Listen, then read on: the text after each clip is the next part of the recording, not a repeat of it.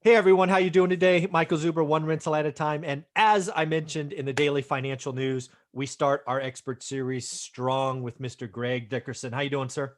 Doing great, Michael. How about you? I'm doing well. Thank you for being our leadoff batter for Yep. our expert series Monday through Friday. So that's I love it, man. Start strong, finish strong. Good start, good finish. oh, I love that. Well, hey, I got a topic for you, and you are the right guy to talk to on this one. So there's a report out there by John Burns Real Estate Consulting, talk about Investor Mania 2.0. I was lucky enough to have the author on last week, basically talking about single families, the place to be, lots of great stuff, financing this, that, the other, no crazy loans, nothing like last time. But there is one topic in there kind of right at the end that gives me the heebie-jeebies. It to me, hmm it feels bubble-like activity. It's really small, it's nascent, but it's enough to scare me, and I wanted to ask you about it. And that is fractional ownership of housing. The idea is, hmm hey, go buy an expensive house somewhere, Carmel, LA, Beverly Hills, wherever it is, and you can own 1/10 or 1/13 or theoretically 150 of it, and you would be essentially partners with, in that example, 49 other people. And that, I don't see single family homes, and maybe I could be wrong, but that just feels weird, I guess. What do you think? Why though? Why does that bother you? Well, I've owned a lot of houses, and I know that housing looks good on paper, it looks good in an Excel spreadsheet, but over time it has capital expenditures and hmm there are surprises. And to me, that feels almost like turning a house into an HOA. And I lived through the last crisis, and one of the biggest lessons is HOAs blew up because people just decided to stop paying when the value fell, Yeah. and people were left holding the bag. So the only thing I could imagine is it's going to be something similar, right? Because you're going to have to ask people, okay, here's your 1/10 or your 1/5 or your 1/50th. And oh, by the way, we're going to ask for capital reserves every month, turn it into an HOA like thing. I'm sure they'll call it something hmm else. That feels good when the economy is expanding, but boy, when it rolls over, 49 people that you don't know, you're going to have 17 of them not pay that. And then you're going to get hit with a one-time assessment. And oh, it hurts my head to think about how this unravels. It feels good when housing is up. It feels horrible when housing goes down. That's why. Yeah. Yeah. It's pretty interesting. 49 is a lot. I haven't seen too many case studies or examples of 49 individual, could be family owners, Yeah. couples, whatever, but 49, fractions of ownership sold. I guess, depending on how they're doing that, could be 1 week out of the year, and they sell so many weeks and so many are shut down for maintenance. But I like fractional ownership done right. So the area that Okay. I grew up in terms of my development career, we had several subdivisions that were developed as fractional ownership subdivisions. Okay. And it really came about, to your point of a bubble and all that, it really came about because back in the early to mid 90s, real estate market wasn't so great. Mm-hmm. And this was down in the Outer Banks of North Carolina, resort area, summer beach houses, before Airbnb, before VRBO. This was back in the day. People have been going to the Outer Banks forever, renting beach houses and staying there in the summer. Right. So, we were developing large houses down there Mm-hmm. and they weren't selling. So one of the ways to make it affordable was to fractionalize it. Makes So what sense. we sold we were selling, 12 units, Mm. for fractional ownership. So you might have, anywhere from 3, 4, 5 to 10, 12 owners. I've Okay. never seen, 40 or 50 or something like that. And then, there were people that would get together and buy these things. 3 or 4 families would get together and buy them and that kind of thing. Mm-hmm. And generally those houses would rent for 24 to 28 weeks out of the year, mostly spring, summer, a little bit of fall. So they were, vacant in the off season. And the idea would be in fractional ownership, those 12 weeks of off season, each of the owners could have, one of those weeks or something like that. So, however it went. But generally, what would happen is you'd create an HOA, like you said, you'd hire a property management company that would manage that HOA, which is kind of Mm-hmm. how it works in that area, so that no individual homeowner had to do it. You'd hire a Right. professional Yeah. association. Makes sense. They would manage it and they would do all that. So the units were off limits for a couple of weeks for maintenance, this, that, and the other, and that kind of thing. So it made it, sort of easy. And then as a builder developer, I used to build short-term vacation rental houses for people. That's kind of how I started my career. Right. And I had lots of groups that were coming in and building multi-million-dollar houses, with 3 or 4 or 5 or 6 investors. And generally one person would head the whole thing up for everybody else, basically syndicating. Everybody else would kick the money in. This one person would kind of head things up, but they were all owners. So it's a very common thing when you get into multi-million-dollar properties, and it can be a great way to get into it, a good investment vehicle. But like you said, somebody's got to head it up. Somebody's got to manage it. And you don't really have to create an HOA. You can just some have kind of umbrella.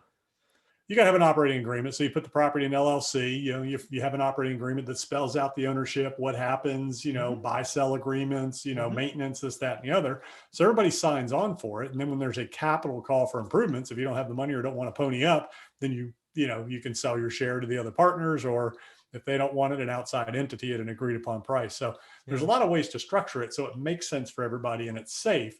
And it's not something that is created because properties are overinflated. What it's generally for is to give people access to a bigger, nicer property that otherwise can't afford it. Hence, real estate syndication. That's what that's all about. Pooling capital so you can do bigger deals than you can do on your own. Yeah. There's still, it still freaks me out because again, I've been through it before. I've bought condos and busted condo associations on purpose at a crazy discount.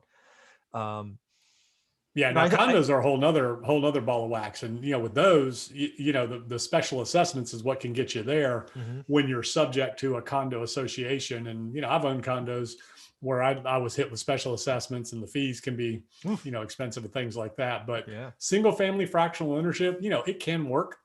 And there's a lot of different ways to do it and make it work. The key is, the fundamentals of the cash flow. So if you're investing for cash flow, you just analyze it and say, okay, if I put 100,000 with 10 other people into this $1 million property, what's our ROI? Yeah. No, again, I think the setup makes sense. If here's the big deal. If the investors were rational and they were doing the right comparisons, I think it's a great idea. Yeah. I see fractional ownership being kind of that bubble-like activity. I'm not saying we're there yet. It just, maybe I'm hypersensitive because I've been doing this for a long time. I can just see all of these newbie investors going, oh my God, I can't find anything in my market. I'm going to go buy 1/10 over here and 1/8 over there. And pretty soon they got a smorgasbord of partial ownerships.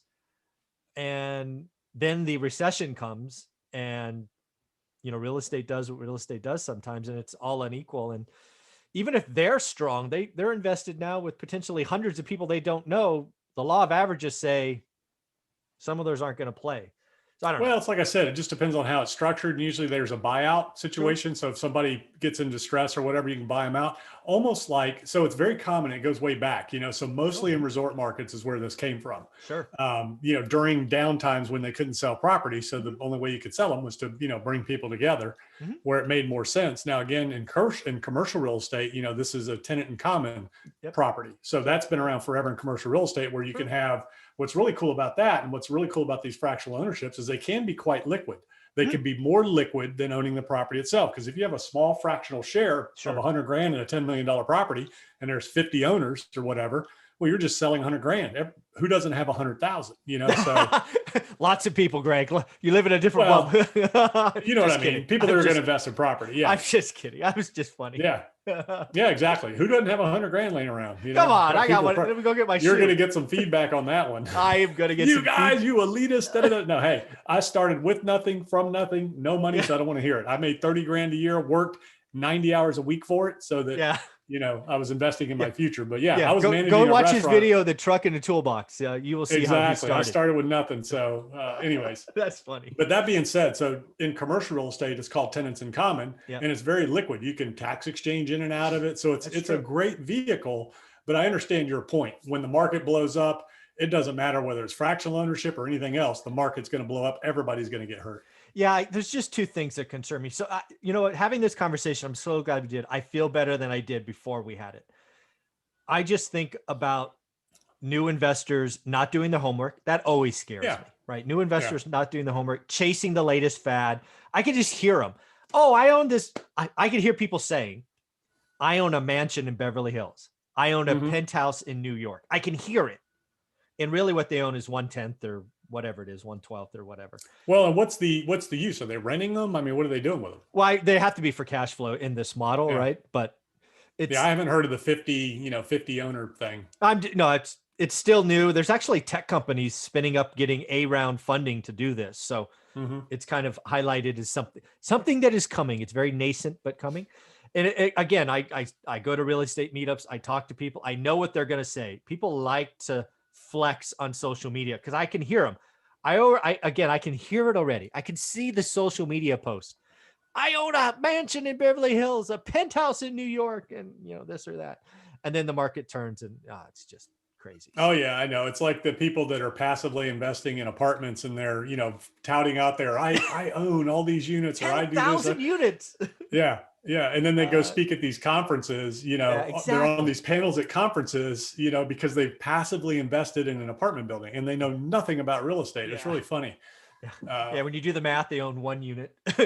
they own don't one even own bedroom that. in one unit. They don't even own that. They it's like buying a stock. You don't own the company. If you buy stock in GM, it's not like you can post on social media, I own GM. You own a share in the company, but doesn't mean you know how to manufacture a car. Yeah. Or it's any of that. crazy. But anyways, it's really funny. But no, that doesn't scare me. That's something that's been around for a long time when it's done well. And in this day and age, there's all kinds of disclosures. So if somebody buys into something like that and they get hurt, what's their own fault? Because there's condo docs, there's investment disclosures, just like in syndications, or any other investment, you got to do your homework. And it's like I always say, and I got a bunch of pushback from this, even if you're investing $5,000 in Cardone Capital, have an attorney review the documents. It's going to cost you a few $100.